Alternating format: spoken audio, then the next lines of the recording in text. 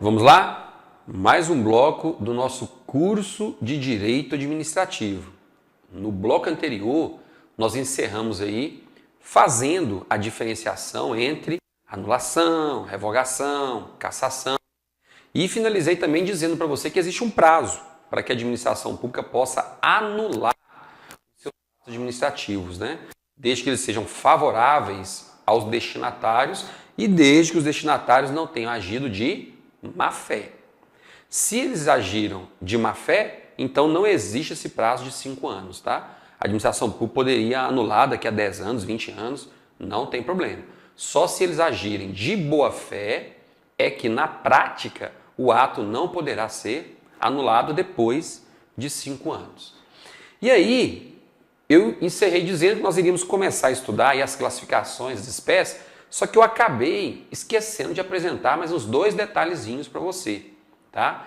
Porque eu disse para você lá, no bloco anterior, que o ato administrativo que não é mais conveniente e que não é mais oportuno, ele pode ser revogado. Se a administração constatou que o ato não é mais conveniente, não é mais oportuno, então isso pode ensejar a revogação. E eu disse também que essa revogação tem efeito ex nunc, ou seja, a revogação produz efeitos de agora em diante. Mas, como nós não sabemos o que nos espera na prova da FUMARC, nós temos que nos lembrar ainda de que existem algumas espécies de atos administrativos que não podem ser revogados. Então, se você encontrar na prova a seguinte afirmativa, considere-a incorreta. Qual é? A administração pública possui legitimidade para revogar qualquer ato administrativo que seja de seu interesse. Certo ou errado? Errado. Por quê? Existem alguns atos administrativos que não podem ser revogados. E quais são esses atos que eu tenho que guardar para responder às questões de prova? Anote aí quais são os atos administrativos que não podem ser revogados. São eles. Primeiro, os atos administrativos consumados, ou seja, que já exauriram os seus efeitos. Vou lhe dar um exemplo aqui. Ato administrativo consumado também é chamado de ato exaurido, ou seja, aquele que já produziu todos os efeitos. Ele foi criado com uma finalidade e a finalidade já foi cumprida. A gente não tem o que fazer mais em relação a esse ato. Quer ver um exemplo? A administração pública concedeu uma autorização para o fechamento de rua para a realização da festa junina, que você pediu, no dia 29 de junho. Ok. 29 de junho, suponhamos que tenha sido um domingo. Nem sei que dia que foi não, mas suponhamos que tenha sido um domingo. Aí, no dia 30 de junho, na segunda-feira, o chefe compareceu ao departamento que concedeu a autorização e falou o seguinte: decidi, não é mais para conceder a autorização para fechamento da rua X no dia 29, tá? Pode revogar esse ato. Peraí, chefe, hoje é dia 30. Dia 29 foi ontem. Ou seja, aquela autorização já está conclusa, já está consumada, já está exaurida. Ou seja, chefe, como é que eu vou revogar coisa que já aconteceu? A festa foi ontem. Moço, é mesmo, eu estou achando que é dia 9. Foi dia 29, né? Foi em junho? Foi. Ah, não, pode esquecer. Claro que eu vou esquecer. Como é que eu vou revogar uma coisa que já aconteceu?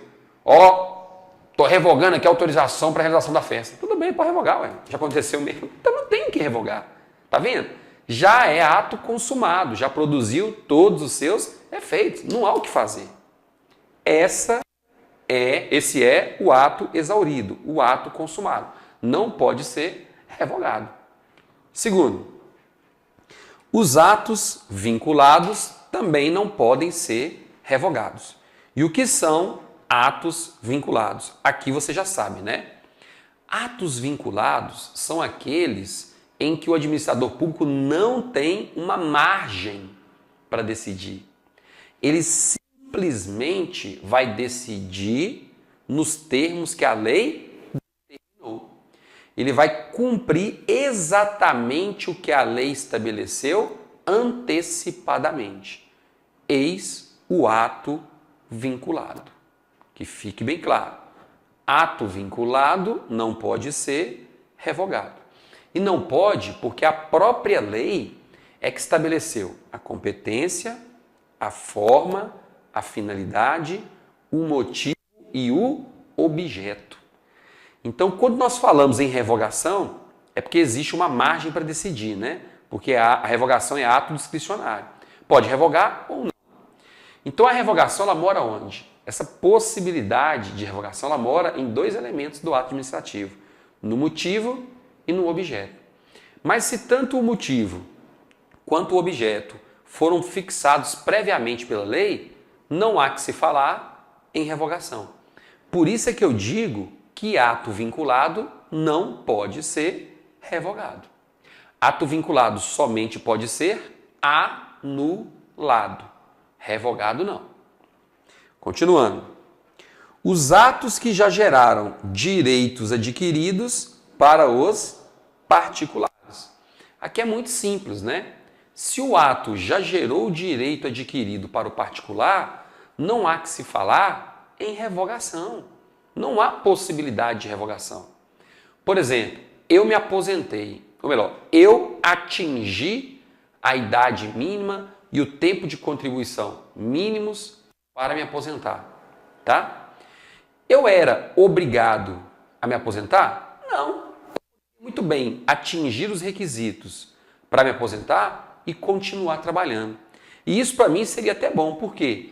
Porque se eu atingisse os requisitos para me aposentar e continuasse trabalhando, desde que não se trate de aposentadoria compulsória, né? Eu estou falando aqui da aposentadoria normal. Então eu estou com 61 anos de idade, atingi todos os requisitos para me aposentar. Só que eu continuei trabalhando, eu não quis me aposentar.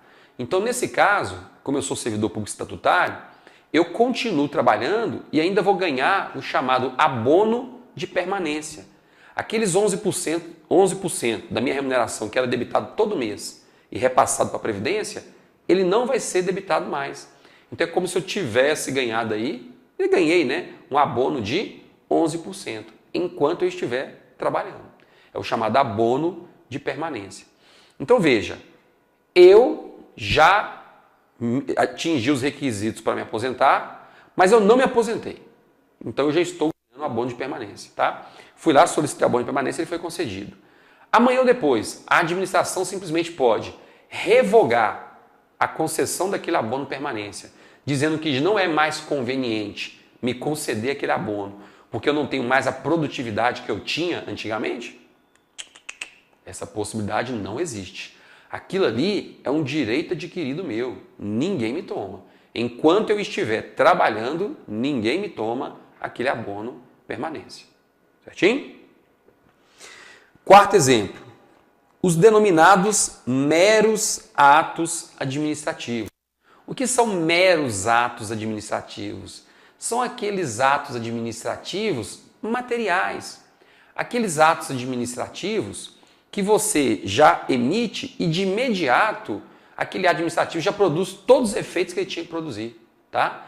Mas a gente não pode confundi-los com os chamados atos exauridos, com os atos consumados. Por que esse mero administrativo não pode ser revogado? É porque eu não tenho mais acesso àquele ato. Por exemplo, uma pessoa foi até o INSS e solicitou uma certidão de débitos negativos previdenciários. Uma certidão dizendo que ela não deve nada para a Previdência Social. E aí, o servidor emitiu a certidão, o caboclo colocou debaixo do braço e foi embora com a certidão. E aí? O cara já sumiu com a certidão. Tem como a gente revogar aquela certidão?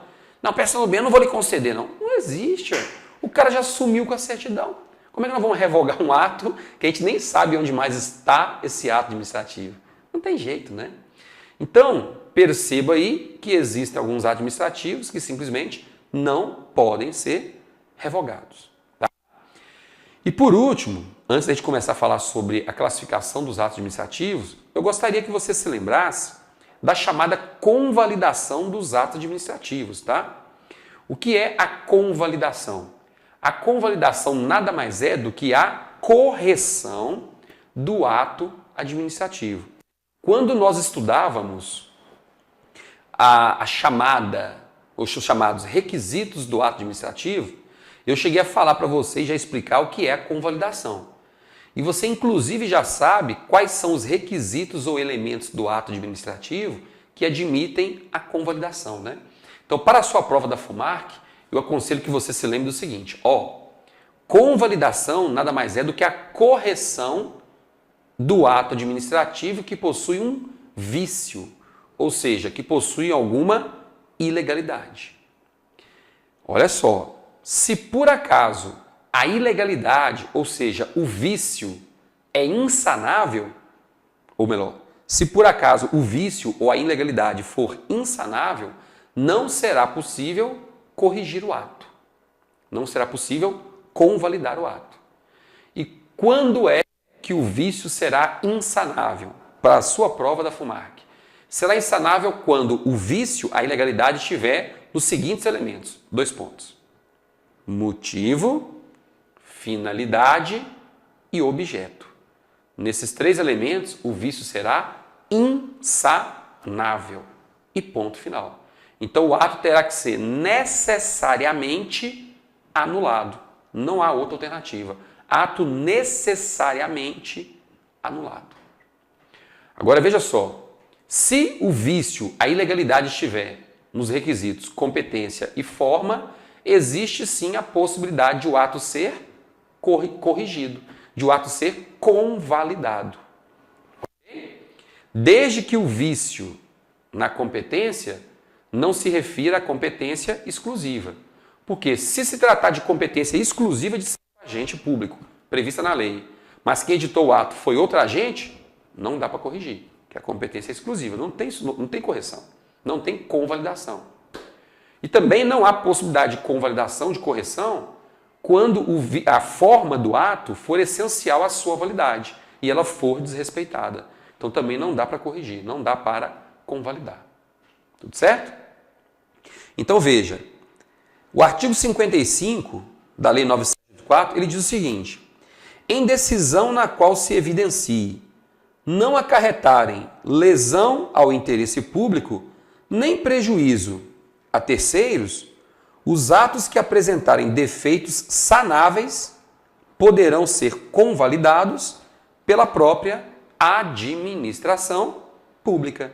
Ah, professor, então é necessário aí que os defeitos sejam sanáveis, né? É necessário que sejam sanáveis. Por quê? Porque se não for sanável, o que vai acontecer? Se não for sanável, significa, em outras palavras, que o ato tem que ser anulado, ok? Não pode ser convalidado. Tudo certo até aí? Tudo tranquilo? Então tá bom.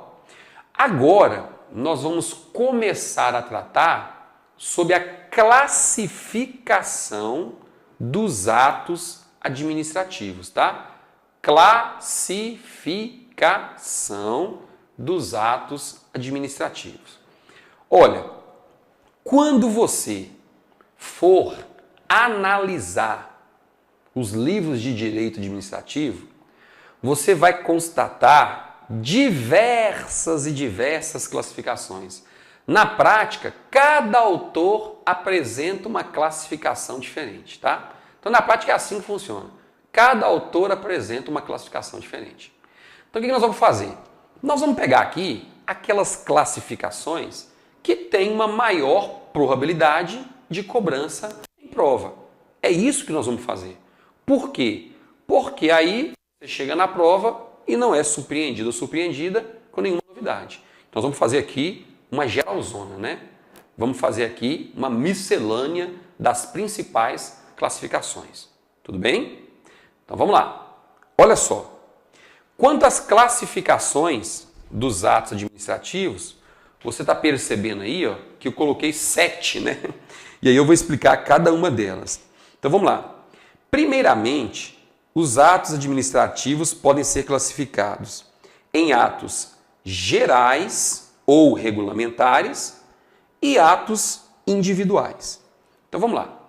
O que são atos gerais ou regulamentares?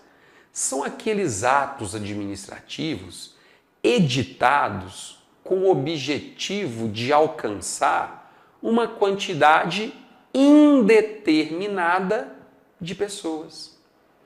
Por quê? Uma quantidade indeterminada de pessoas.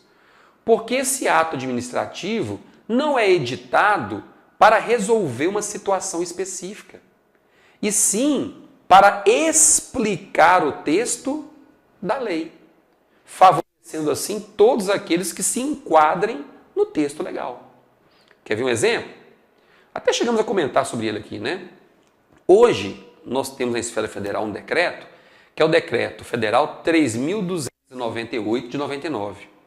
Esse Decreto Federal 3.298 de 99, ele estabelece quem é o portador de deficiência. Então veja só, esse decreto não foi editado para dizer que coxinha é portador de deficiência, que doquinha tem deficiência visual. Não. Ele simplesmente foi editado sob um caráter geral e abstrato. É quase como uma lei, né? Só que está abaixo da lei. Mas a forma em si de edição é parecida com a da lei. Tem um caráter geral e abstrato. Então esse decreto ele foi editado para explicar o texto da lei. E aí todos aqueles que se enquadrem no texto da lei simplesmente poderão ser beneficiados por essa lei. Acabou. Então este é o ato geral, também chamado de ato regulamentar. É aquele que tem o objetivo de explicar o texto da lei para favorecer a sua fiel execução. Explicando o texto da lei para favorecer a sua fiel execução. Ato regulamentar, ato geral. Então, professor, eu posso guardar que esse ato geral vai alcançar uma quantidade indeterminada de pessoas. É isso? É isso mesmo. Uma quantidade indeterminada de pessoas. Eu não sei quantos são. Por outro lado, nós temos os atos individuais. Atos individuais são aqueles destinados a atingir pessoas específicas. Por isso ele é chamado de ato individual. Muita atenção, tá? Ato individual não é aquele que atinge uma única pessoa, não. Ato individual pode atingir 4, 5, 6, 50 pessoas de uma vez só. Ato individual é aquele em que é possível determinar e estabelecer quantas pessoas serão atingidas pelo ato. Este é o ato individual. Quer ver um exemplo mais claro? Bem, o prefeito acabou de editar um decreto dizendo: nomeio Coxinha da Silva para ocupar o cargo de assistente administrativo da PBH. Esse ato é geral ou individual? Individual, ficou claro, né? Por que individual? Porque ele foi editado para atingir uma única pessoa, Coxinha da Silva. Você sabe quantas pessoas são? Sei, uma pessoa. Beleza. Segundo ato. O prefeito acabou de editar o ato dizendo o seguinte: por este ato, determina a nomeação dos seguintes candidatos abaixo. 2 pontos. Coxinha, Daquinha, João, Maria, José, Antônio. E foi dizendo. 50 candidatos foram nomeados através daquele decreto. Esse ato é um ato geral ou um ato individual? Individual. Por quê? Porque eu consigo determinar quantas pessoas foram atingidas por aquele ato. Tá vendo? Então essa é a diferença do ato individual para o ato geral. Assim que aquele decreto regulamentar foi editado, dizendo quem é o portador de deficiência, quantas pessoas foram beneficiadas? Sei lá, ué, não tem nem ideia. Tem gente aí que não sabe que é portador de deficiência. Só depois que faz uma leitura do decreto é que constata que também pode ser beneficiado por aquele decreto. Então não é assim tão simples quanto parece. Então eis a diferença do ato geral para o ato individual. Beleza? Segunda classificação. Atos internos versus atos externos. O que são atos internos? Atos internos são aqueles editados para produzir efeitos apenas dentro da administração pública. Esses são os atos internos, dentro da administração pública. E, em regra, como eles são editados para produzir efeitos dentro da administração pública, esses atos internos, a princípio, não exigem obrigatoriamente uma publicação no diário oficial, que é só para ficar ali dentro da administração mesmo. Então eles podem ser publicados, por exemplo, nos boletins internos dos órgãos, né? Aqueles jornaizinhos que circulam dentro do próprio órgão ou dentro da própria entidade. Quer o exemplo de uma ordem, ou quer exemplo de um ato interno? Uma ordem de serviço, uma circular. Esses são chamados de atos internos. Por outro lado, nós temos atos que são considerados externos. Atos externos são aqueles editados com o objetivo de produzir efeitos fora da administração. Então esse ato vai alcançar pessoas que estão fora da administração, que não são servidores. Então, se eles não são servidores, então esses atos terão que ser publicados no Diário Oficial. Essa é a regra. Quer ver um exemplo? Um edital de licitação. Se um edital de licitação não for publicado no Diário Oficial, como é que os terceiros ficarão sabendo daquela licitação? Fica tudo mais difícil, né? Então, por isso é que edital de licitação tem que ser publicado no Diário Oficial. Temos algumas exceções, né, como é o caso da carta convite, mas não vou nem entrar em detalhes, depois nós vamos falar sobre isso, tá? Mas, em regra, os atos externos, como o caso de um decreto de nomeação de candidato aprovado em concurso, um edital de concurso, um edital de licitação, esses atos administrativos, como são externos, vão produzir efeitos fora da administração, eles têm que ser publicados no Diário Oficial. Beleza? Continuando. Temos que falar ainda sobre os atos de império, atos de gestão e atos de mero expediente, tá? Qual é a diferença entre eles? Atos de império são aqueles editados pela administração pública no seu exercício de supremacia. Professor, então peraí. Quando a administração pública edita um ato de império, é porque ela está atuando na satisfação do interesse público, do interesse coletivo, e por isso ela está se colocando numa situação de superioridade em relação ao particular? É isso mesmo. Esse é o tal do ato de império. É a administração se sobrepondo ao particular. Quer um exemplo? Decreto de desapropriação de imóvel. Pensou? Você está com a sua casinha, que você tem vários planos para essa casinha, de repente vem um município e fala: estou desapropriando o seu imóvel porque aqui vai passar um viaduto. E aí? Ato de império. Você não tem muito o que fazer. Não tem muito o que fazer. Você vai até discutir questão de indenização e tal, mas assim, é difícil. Você vai ter que ceder àquele ato da administração. Um ato de apreensão de mercadorias, por exemplo. Quando a administração pública apreende mercadorias que supostamente estão impróprias para o consumo e recolhe, é ato de império. É a administração exercendo o seu papel baseado na supremacia do interesse público perante o interesse particular. Ato de império. Temos ainda os chamados atos de gestão. O que são atos de gestão? São aqueles atos praticados pela administração pública, mas em que ela se coloca no mesmo patamar do particular. Existe uma igualdade entre as partes, administração de um lado, particular do outro. Só que eles estão no mesmo nível, tá? Então ela não se coloca num patamar de superioridade. Então existe uma isonomia entre as partes, professor? É isso mesmo. Quer um exemplo?